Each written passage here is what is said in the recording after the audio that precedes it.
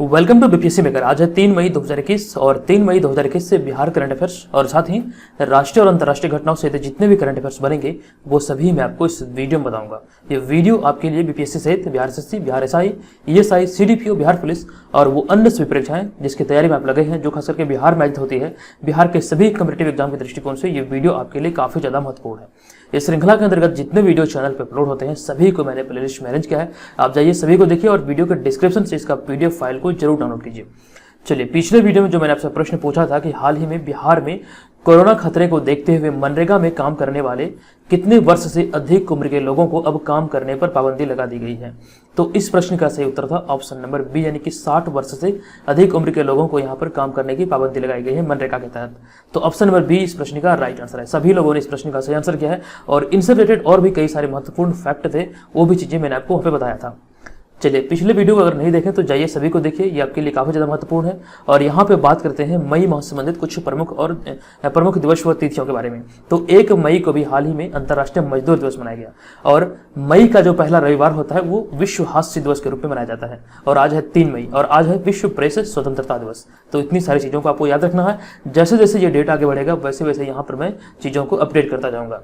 अब यहाँ पे बढ़ते हैं पहले प्रश्न की ओर। एक एक करके मैं आपको सभी प्रश्न बताऊंगा और इनसे रिलेटेड जो भी महत्वपूर्ण फैक्ट होगा उन्हें भी यहाँ पर डिस्कस करूंगा। आपको इस पूरे वीडियो को ध्यान पर देखना है और वीडियो के अंत में पूछे गए प्रश्न का आंसर आपको कमेंट बॉक्स में कमेंट करके बताना है। चलिए, पहला प्रश्न है कि निम्नलिखित में से किस राज्य सरकार ने कोविड-19 टीके का ड्रोन से वितरण करने की अनुमति दे दी है? किस राज्य सरकार को कोविड-19 के टीके का ड्रोन से वितरण करने की अनुमति दी गई है? तो इस प्रश्न का जो सही आंसर होगा ये होगा ऑप्शन नंबर सी, यानी कि तेलंगाना। ऑप्शन नंबर सी इस प्रश्न का राइट आंसर होगा। हाल ही में नागर विमानन मंत्रालय और नागर विमानन महानिदेशालय ने तेलंगाना सरकार को कोविड-19 टीके के वितरण के लिए ड्रोन के इस्तेमाल की अनुमति दे दी है। ये ध्यान रखने वाली बात है। अभी तेलंगाना को ये अनुमति दी गई है और यह अनुमति 1 साल या अगले आदेश तक मान्य होगा और इसका उद्देश्य कोविड-19 वैक्सीन की डिलीवरी में तेजी लाना है। ये ध्यान रखेगा। यहाँ पे महत्वपूर्ण चीज यह है कि यह जो अनुमति है ये 1 वर्ष या फिर अगले आदेश तक के लिए मान्य है। तो ऑप्शन नंबर सी यहाँ पे इस प्रश्न का राइट आंसर होगा। अब यहाँ पे बात आई है तेलंगाना की, तो तेलंगाना से संबंधित चीजों को देख लेते हैं। यहाँ से प्रश्न आपके एग्जाम में पूछे जा सकते हैं। तो ये मैप में देख सकते हैं, ये तेलंगाना की स्थिति है। तेलंगाना भारत के आंध्र प्रदेश राज्य से अलग होकर मतलब भारत का राज्य बना है। ये 29वां राज्य बना है। ध्यान रखिएगा, तेलंगाना भारत के आंध्र प्रदेश राज्य से अलग होकर बना भारत का 29वां राज्य है। ये आपको याद रखना है। और हैदराबाद को 10 साल के लिए संयुक्त तौर पर, यानी कि तेलंगाना और आंध्र प्रदेश की संयुक्त राजधानी के रूप में मतलब बनाया गया है। ये ध्यान रखिएगा। और तेलंगाना का जो शाब्दिक अर्थ होता है ये होता है तेलुगु भाषियों की भूमि। और यहाँ पे अभी वर्तमान में राज्यपाल है तमिलसाई सौंदरराजन और मुख्यमंत्री है के चंद्रशेखर राव और विधानमंडल यहाँ की जो है वो द्विसदनीय है। विधान परिषद की 40 सीटें, विधानसभा की 119 सीटें, राज्यसभा की 7 सीटें तथा लोकसभा की 17 सीटें हैं। इतनी सारी महत्वपूर्ण इंफॉर्मेशन को यहाँ से आपको याद रखना है। अब यहाँ पे बढ़ते हैं अगले प्रश्न की ओर। अगला प्रश्न, हाल ही में निम्नलिखित में से किसके द्वारा चिकित्सा सहायता के लिए गर्भवती महिलाओं के लिए एक व्हाट्सएप हेल्पलाइन नंबर जारी किया गया है? किसके द्वारा? तो इस प्रश्न का सही आंसर होगा ऑप्शन नंबर बी, यानी कि राष्ट्रीय महिला आयोग के द्वारा यह हेल्पलाइन नंबर जारी किया गया है। इसके बारे में आपको बता दूं कि हाल ही में राष्ट्रीय महिला आयोग ने गर्भवती महिलाओं के लिए एक व्हाट्सएप हेल्पलाइन नंबर लॉन्च किया है और जिससे उन्हें चिकित्सा सहायता मिल सके। ये इसका उद्देश्य है। चिकित्सा सहायता उपलब्ध कराने के उद्देश्य से ये राष्ट्रीय महिला आयोग के द्वारा गर्भवती महिलाओं के लिए व्हाट्सएप हेल्पलाइन नंबर जारी किया गया। और ये जो हेल्पलाइन नंबर है ये है, यहाँ पर जो आप स्क्रीन पर देख रहे हैं, ये मतलब कि ये हेल्पलाइन नंबर है जो कि पूरे देश में गर्भवती महिलाओं के लिए 24 घंटे चिकित्सा सहायता प्रदान करेगा। ये इसका लक्ष्य है। तो अभी हाल ही में ये जो लॉन्च किया गया ये राष्ट्रीय महिला आयोग के द्वारा लॉन्च किया गया। तो ऑप्शन नंबर बी यहाँ पे इस प्रश्न का सही उत्तर होगा। चलिए, तीसरा प्रश्न है कि हाल ही में किस देश की सरकार ने नाइजीरिया को बेनिन ब्रॉन्ज नामक कलाकृतियां वापस करने की सहमति जताई है? तो इसका जो राइट आंसर होगा ये होगा ऑप्शन नंबर बी, यानी कि जर्मनी सरकार के द्वारा ये अभी सहमति जताई गई है। ऑप्शन नंबर बी यहाँ पे इस प्रश्न का राइट आंसर होगा। बेनिन ब्रॉन्ज जो है ये मूर्तियों का एक समूह है, ये ध्यान रखिएगा। और ब्रिटिश सैनिकों ने 1897 में वर्तमान नाइजीरिया में बेनिन साम्राज्य से बेनिन ब्रॉन्ज के रूप में जानी जाने वाली हजारों कलाकृतियों को लूट लिया था। अब जो आप इस इमेज में देख रहे हैं ये कुछ इस तरह का दिखता है। तो ये अभी हाल ही में जर्मनी के द्वारा मतलब इसे वापस करने का, नाइजीरिया को वापस करने के लिए सहमति जताई गई है। तो ये आपको ध्यान रखना है। अब यहाँ बढ़ते हैं अगले प्रश्न पे। हाल ही में बिहार के मुख्य सचिव अरुण कुमार सिंह का कोविड-19 के कारण मृत्यु हो गई। वह इस पद पर कब नियुक्त हुए थे? इसका सही आंसर होगा ऑप्शन नंबर बी, यानी कि 28 फरवरी 2021 को इस पद पर इनकी नियुक्ति हुई थी अरुण कुमार सिंह की। आप जो इस इमेज में देख रहे हैं यही है अरुण कुमार सिंह। अभी हाल ही में बिहार के मुख्य सचिव अरुण कुमार सिंह की कोविड-19 के कारण एक निजी अस्पताल में मृत्यु हो गया। अरुण कुमार सिंह 28 फरवरी 2021 को दीपक कुमार के सेवानिवृत्त होने के बाद बिहार के मुख्य सचिव बने थे। यहां से प्रश्न आपके एग्जाम में बन सकते हैं, तो आपको ध्यान रखना ये जो स्थान लिए थे ये दीपक कुमार का स्थान लिए थे और ये पद पर आश्रित हुए थे 28 फरवरी 2021 को। अभी हाल ही में कोविड के कारण इनकी मृत्यु हुई है और वे 1985 बैच के भारतीय प्रशासनिक सेवा के अधिकारी थे। तो इतनी सारी महत्वपूर्ण इंफॉर्मेशन को यहाँ पे याद रखनी है आपको। यहाँ पे बात आई है बिहार की, तो बिहार से संबंधित चीजों को पुनः एक बार देख लेते हैं। ये मैप में बिहार की स्थिति है और बिहार की राजधानी है पटना। राज्यपाल फागू चौहान, मुख्यमंत्री नीतीश कुमार, राजकीय पक्षी है बिहार का गौरैया, राजकीय पशु बैल। अभी हाल ही में विश्व गौरैया दिवस 20 मार्च को मनाया गया जिसका थीम था आई लव स्पैरो, ये ध्यान रखिएगा। राजकीय वृक्ष है पीपल, राजकीय फूल है गेंदा। जनसंख्या घनत्व बिहार का 1106 व्यक्ति प्रति वर्ग किलोमीटर और क्षेत्रफल है 94,163 वर्ग किलोमीटर और प्रथम राजभाषा हिंदी तथा द्वितीय राजभाषा बिहार की उर्दू है। यहाँ पर विधान परिषद के 75 सीटें, विधानसभा की 243, राज्यसभा की 16 तथा लोकसभा की 40 सीटें हैं। इस इमेज में आप देख सकते हैं ये बिहार का राजकीय चिन्ह है, 2 स्वास्तिक के बीच में बौद्ध वृक्ष, ये राजकीय चिन्ह है। उसके बाद यहाँ पे बढ़ते हैं अगले प्रश्न पे। 5वां नंबर प्रश्न है MSCS 1407 निम्नलिखित में से किस नई विकसित फसल का नाम है? MSCS 1407 निम्नलिखित में से किस नई विकसित फसल का नाम है? इसका राइट आंसर होगा ऑप्शन नंबर सी, ये सोयाबीन की नई फसल का नाम है। इसके बारे में आपको बता दूं कि हाल ही में भारतीय वैज्ञानिकों ने MSCS 1407 नाम से सोयाबीन की एक अधिक उपज देने वाली कीट प्रतिरोधी नई किस्म विकसित की है। यह नई किस्म असम, पश्चिम बंगाल, झारखंड, छत्तीसगढ़ और पूर्वोत्तर राज्यों में खेती के लिए उपयुक्त है। ये आपको ध्यान रखना, ये जो नाम है यहाँ जो आप स्क्रीन पर देख रहे हैं MSCS 1407, ये सोयाबीन की एक उन्नत किस्म है जो कि कीट प्रतिरोधी मतलब के कीट नहीं लगने वाला एक किस्म है जो कि सोयाबीन की एक उन्नत किस्म है, ये आपको ध्यान रखना है। और पूर्वोत्तर राज्य के अलावा झारखंड, छत्तीसगढ़, जो भी मतलब यहाँ पे मैंने बताया आपको, असम, पश्चिम बंगाल, झारखंड, छत्तीसगढ़, ये सभी राज्य इनकी खेती के लिए यानी कि इस प्रजाति की खेती के लिए मतलब कि उपयुक्त राज्य है। और इसके लिए वित्त वर्ष 2022 में खरीफ मौसम के दौरान किसानों को बुआई के लिए ये मतलब इसका बीज उपलब्ध कराया जाएगा, ये ध्यान रखिएगा। तो ऑप्शन नंबर सी यहाँ पे इस प्रश्न का राइट आंसर होगा सोयाबीन। चलिए वीडियो में आगे बढ़ते हैं, लेकिन उससे पहले आपको बता दूं अगर आप घर बैठे 67वीं बीपीएससी प्रारंभिक परीक्षा और बीपीएससी CDPO इन दोनों परीक्षाओं की तैयारी में लगे हैं तो इस चैनल के माध्यम से आप अपनी तैयारी को बेहतर कर सकते हैं। अगर आप किसी डेडिकेटेड चैनल, डेडिकेटेड ग्रुप को ढूंढ रहे हैं तो यहाँ पर आप अपनी तैयारी को बेहतर कर सकते हैं। जो भी स्टडी मटेरियल आपको यहाँ पर इस चैनल के माध्यम से दिया जाता है वो काफी अच्छी क्वालिटी का होता है। बहुत सारे लोग हमें ज्वाइन कर चुके हैं ऑलरेडी। यहाँ पर आप में ज्वाइन करेंगे तो आपको प्रैक्टिस पेपर, करंट अफेयर्स, जिसके अंतर्गत आपको सभी करंट अफेयर्स, चाहे वो कोई भी करंट अफेयर्स हो, बिहार, नेशनल और इंटरनेशनल, सभी करंट अफेयर्स यहाँ पर आपको देखने को मिलेगा। टेस्ट सीरीज के अंतर्गत सभी प्रश्न का आपको एक्सप्लेनेशन देखने को मिलेगा। ये जो टेस्ट सीरीज है ये बीपीएससी के पैटर्न पर आधारित है। ये एक तरह से मॉडल सेट है जो आपके लिए एग्जाम में मतलब आपके लिए काफी ज्यादा हेल्पफुल हो सकता है। और यहाँ पर बिहार जीके की आपकी संपूर्ण तैयारी हो जाएगी, आपको कहीं से भी कोई बुक परचेज करने की आवश्यकता नहीं है। प्रीवियस ईयर क्वेश्चन भी हम आपको यहाँ पे PDF देंगे जिसके माध्यम से आपकी तैयारी होगी। और इसके अलावा बहुत सारे PDF है जो अगर आप इसे ज्वाइन करते हैं तो आपको मिलेगा। इस व्हाट्सएप नंबर पे आपको pre21 लिख के मैसेज करना है। इसका जो फी है ये 399 रुपया है, ये 1 साल के लिए वैलिड होगा। आप जब भी ज्वाइन करेंगे ये सारा का सारा मटेरियल आपको मिलेगा। ये 31 दिसंबर 2021 तक के लिए यहाँ पर आपको सभी चीजें मिलेगी। आप कभी भी ज्वाइन करेंगे आपको सारा मटेरियल मिलेगा। और अगर आप ज्वाइन करने के इच्छुक हैं तो जरूर ज्वाइन कीजिए। यहाँ पे ऑलरेडी हमें बहुत सारे लोग ज्वाइन किए हैं तो आप भी जरूर ज्वाइन कर लीजिए। चलिए बढ़ते हैं अगले प्रश्न पे। 6वां नंबर प्रश्न कि हाल ही में किस राज्य सरकार ने कोरोना काल में मेडिकल और औद्योगिक ऑक्सीजन की कमी को पूरा करने और दूसरे राज्य पर निर्भरता खत्म करने के लिए उद्योग विभाग ने ऑक्सीजन प्रोडक्शन प्रमोशन पॉलिसी की घोषणा की है? किस राज्य सरकार ने?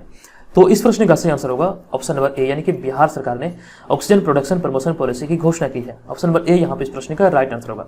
इसके बारे में आपको बता दूं कि हाल ही में बिहार सरकार ने कोरोना काल में मेडिकल और औद्योगिक ऑक्सीजन की कमी को पूरा करने और दूसरे राज्य पर निर्भरता खत्म करने के लिए उद्योग विभाग ने ऑक्सीजन प्रोडक्शन प्रमोशन पॉलिसी की घोषणा की है। और इस घोषणा के अनुसार ऑक्सीजन निर्माण यूनिट और संबंधित उपकरण, सिलेंडर आदि निर्माण में निवेश करने वाले उद्यमियों को 30% तक पूंजीगत अनुदान दी जाएगी। ये आपको ध्यान रखना है। यहाँ पर 30% तक का अनुदान का घोषणा किया गया है और साथ ही ऑक्सीजन निर्माण को उच्च प्राथमिकता वाले सेक्टर में शामिल किया गया है। तो ये आपको ध्यान रखना है। ऑप्शन नंबर ए यहाँ पे इस प्रश्न का राइट आंसर होगा। ये अभी हाल ही में ऑक्सीजन प्रोडक्शन प्रमोशन पॉलिसी को लागू किया गया है बिहार में, बिहार सरकार के द्वारा। कोरोना काल के दौरान जिस प्रकार से ऑक्सीजन की समस्या जो उभर के सामने आई है, इसे देखते हुए ये फैसला लिया गया है बिहार सरकार के द्वारा।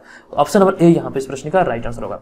उसके बाद यहाँ पे बढ़ते हैं अगले प्रश्न पे। हाल ही में बिहार राज्य सब्जी प्रसंस्करण एवं विपणन फेडरेशन लिमिटेड ने अमेजन, फ्लिपकार्ट की तर्ज पर सब्जियों की ऑनलाइन बिक्री शुरू कर दी है और इसके तहत सर्वाधिक सब्जियों की डिलीवरी बिहार के किस जिले में हुई है? अमेजन और फ्लिपकार्ट की तर्ज पर सब्जियों की ऑनलाइन बिक्री अभी हाल ही में बिहार में शुरू की गई थी और इसके तहत किस जिले में सर्वाधिक डिलीवरी हुई है सब्जियों की?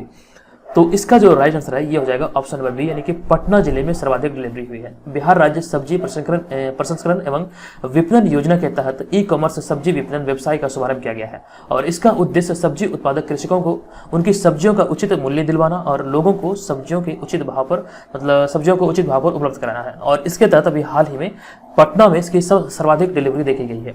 तो ऑप्शन नंबर बी यहाँ पे इस प्रश्न का राइट आंसर होगा, ये आपको ध्यान रखना है। चलिए अगला प्रश्न, 8वां नंबर प्रश्न, निम्नलिखित में से किसे हाल ही में 2021 के लिए वाइल्ड एलिमेंट फेडरेशन की ओर से वन्य अन्वेषक पुरस्कार से सम्मानित किया गया है? किसे? तो इस प्रश्न का राइट आंसर होगा ऑप्शन नंबर बी, यानी कि कीर्ति कारांत इस प्रश्न का राइट आंसर होगा। हाल ही में वन्यजीव अध्ययन केंद्र बेंगलुरु में मुख्य संरक्षण वैज्ञानिक डॉक्टर कीर्ति कारांत 2021 के लिए वाइल्ड एलिमेंट फाउंडेशन की ओर से वन्य अन्वेषक पुरस्कार से नवाजा गया है कीर्ति कारांत को, यह ध्यान रखना है। और इस पुरस्कार से सम्मानित होने वाली वह पहली भारतीय और एशियाई महिला है। आप जो इस इमेज में देख रहे हैं यही है कीर्ति कारांत। ये इन्हें अभी हाल ही में 2021 के लिए वाइल्ड एलिमेंट फेडरेशन की ओर से वन्य अन्वेषक पुरस्कार से सम्मानित किया गया है और ये भारत और एशिया की पहली महिला है। यह पुरस्कार उन लोगों को दिया जाता है जो सतत विकास, जलवायु परिवर्तन और वन्य जीव संरक्षण के लिए काम करते हैं। तो इतनी सारी महत्वपूर्ण इन्फॉर्मेशन आपको यहाँ पे याद रखनी है। ये प्रश्न काफी ज्यादा महत्वपूर्ण है, यहाँ से आपके एग्जाम में प्रश्न बन सकते हैं। अगला प्रश्न, हाल ही में किस राज्य सरकार ने 1 मई को अपनी स्थापना दिवस मनाया है? तो 1 मई को भी महाराष्ट्र सरकार ने महाराष्ट्र राज्य ने अपना स्थापना दिवस मनाया है। ऑप्शन नंबर सी यहाँ पे इस प्रश्न का राइट आंसर होगा। हाल ही में 1 मई को महाराष्ट्र ने अपना 160वां स्थापना दिवस मनाया है। ये प्रश्न आपसे एग्जाम में पूछा जा सकता है। 160वां स्थापना दिवस भी हाल ही में महाराष्ट्र का मनाया गया है। देश की आजादी के बाद मध्य भारत के सभी मराठी भाषा के स्थानों का समीकरण करके एक राज्य बनाने को लेकर आंदोलन चला था। एक बहुत बड़ा आंदोलन हुआ था और 1 मई 1960 को महाराष्ट्र राज्य की स्थापना हुई थी। जो आंदोलन चला उसी के फलस्वरूप 1 मई 1960 को महाराष्ट्र राज्य की स्थापना हुई थी। और महाराष्ट्र की जो राजधानी है ये मुंबई है। यहाँ पे बात आई है महाराष्ट्र की, तो महाराष्ट्र संबंधित चीजों को देख लेते हैं। ये आप देख सकते हैं मैप में, ये महाराष्ट्र की स्थिति है। महाराष्ट्र भारत का एक राज्य है जो कि भारत के दक्षिण मध्य में स्थित है और इसकी गिनती भारत के सबसे धनी एवं समृद्ध राज्यों में की जाती है, जो भारत का सबसे बड़ा शहर और देश की आर्थिक राजधानी के रूप में जानी जाती है। महाराष्ट्र के अंतर्गत जो मुंबई है ये भारत की आर्थिक राजधानी के रूप में जानी जाती है, ये ध्यान रखिएगा। वर्तमान में यहाँ के जो गवर्नर है ये भगत सिंह कोश्यारी है और महाराष्ट्र की जो राजधानी है मुंबई है और वर्तमान में चीफ मिनिस्टर यहाँ के हैं उद्धव ठाकरे। इतनी सारी महत्वपूर्ण इंफॉर्मेशन को याद रखना है। चलिए 10वां नंबर प्रश्न है कि हाल ही में एक्सिस बैंक के निदेशक मंडल ने अमिताभ चौधरी को कितने साल के लिए फिर से बैंक का प्रबंध निदेशक और सीईओ बनाने को मंजूरी दे दी है? और इस प्रश्न का जो राइट आंसर होगा ये होगा ऑप्शन नंबर ए, यानी कि 3 वर्ष के लिए ये बनाने को मंजूरी दी गई है। हाल ही में एक्सिस बैंक के निदेशक मंडल ने अमिताभ चौधरी को 3 साल के लिए बैंक का प्रबंध निदेशक और सीईओ बनाने को मंजूरी दे दी है। उनकी नियुक्ति 1 जनवरी 2022 से शुरू होकर 31 दिसंबर 2021 तक रहेगी, ये ध्यान रखिएगा। 1 जनवरी 2021 से शुरू होकर 31 दिसंबर 2024 तक रहेगी। उनका जो मौजूदा कार्यकाल है ये 31 दिसंबर 2021 को समाप्त हो रहा है, यानी कि इस साल के अंत में समाप्त हो रहा है। एक्सिस बैंक में आने से पहले Amitabh Chaudhary HDFC standard life insurance company के MD और सीईओ थे, ये ध्यान रखिएगा। तो यहाँ पर इतनी सारी चीजें आपको यहाँ पे याद रखनी है। आप जो इस इमेज में देख रहे हैं यही है अमिताभ चौधरी। अब बढ़ते हैं यहाँ पर अगले प्रश्न की ओर। 11वां नंबर प्रश्न है कि हाल ही में अंतर्राष्ट्रीय श्रमिक दिवस कब मनाया गया है? तो भी हाल ही में अंतर्राष्ट्रीय श्रमिक दिवस 1 मई को मनाया गया है। इसके बारे में आपको बता दूं कि 1 मई को दुनिया भर में अंतर्राष्ट्रीय श्रम संघों को बढ़ावा देने और प्रोत्साहित करने के लिए अंतर्राष्ट्रीय श्रमिक दिवस मनाया जाता है। और सबसे पहले 4 मई 1886 को अंतर्राष्ट्रीय श्रम दिवस विश्व स्तर पर मनाया गया था, यह आपको ध्यान रखना है। अभी हाल ही में 1 मई को अंतर्राष्ट्रीय श्रमिक दिवस मनाया गया है। तो ऑप्शन नंबर सी यहाँ पे इस प्रश्न का राइट आंसर होगा। अब यहाँ पे बढ़ते हैं आज के इस वीडियो के प्रश्न की ओर। आज के इस वीडियो का प्रश्न है हाल ही में जारी Stockholm international peace research institute यानी कि सिपरी की रिपोर्ट के अनुसार दुनिया में सबसे अधिक सैन्य खर्च करने वाला देश निम्नलिखित में से कौन है? इसका आंसर आपको इस वीडियो के कमेंट बॉक्स में कमेंट करके बताना है। आपने अगर कल वाले वीडियो को ध्यानपूर्वक देखा हुआ तो इसका आंसर आपको याद होगा। आप जाइए कमेंट बॉक्स में और कमेंट कीजिए। और आपको बता दूंगा अगर आपको इस वीडियो से हेल्प मिली है तो प्लीज वीडियो को लाइक करें, कमेंट करें और शेयर जरूर कीजिएगा। अगर आपको सच में लगे वीडियो हेल्पफुल था तो प्लीज लाइक कीजिए और चैनल पर पहली बार विजिट किया तो चैनल को जरूर सब्सक्राइब कर लीजिए और हमारे टेस्ट सीरीज को जरूर अटेंड कीजिए। पेड ग्रुप में अभी हाल ही में यानी कि कल वाले संडे को यहाँ पर 17वां सेट दिया गया, तो जो लोग भी इसे ज्वाइन नहीं किया तो जल्दी ज्वाइन कर लीजिए। इस व्हाट्सएप नंबर पे आपको मैसेज करना है और मैसेज करके डेमो पीडीएफ मंगा के देखिए। अगर आपको ज्वाइन करने का इच्छुक है आप तो देखेंगे पीडीएफ, देख के आपको समझ में आएगा कि नहीं अच्छी क्वालिटी का पीडीएफ है, हमें ज्वाइन करना चाहिए। तो उसके बाद ही आप निर्धारित करेंगे कि आपको ज्वाइन होना है या फिर नहीं। तो एक बार मैसेज कीजिए, डेमो पीडीएफ मंगाइए, उसे देखिए और समझिए। चलिए, तो इतनी सारी महत्वपूर्ण इन्फॉर्मेशन आज के इस वीडियो में बताया मैंने। आपको कैसा लगा कृपया कमेंट करके अपनी राय जरूर दीजिएगा। धन्यवाद।